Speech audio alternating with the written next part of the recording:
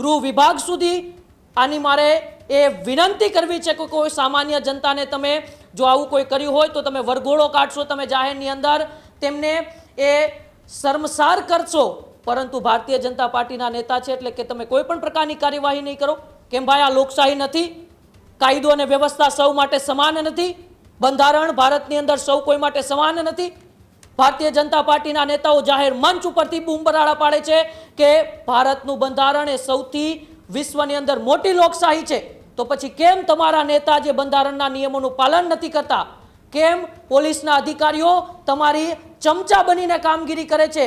આ અનેક સવાલો છોટાઉદેપુરની આ ઘટનાથી ઉઠી રહ્યા છે.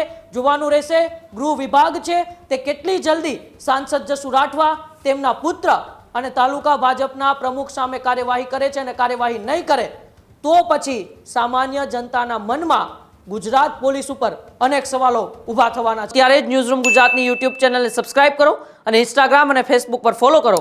અપડેટ રહો, સત્યની સાથે રહો.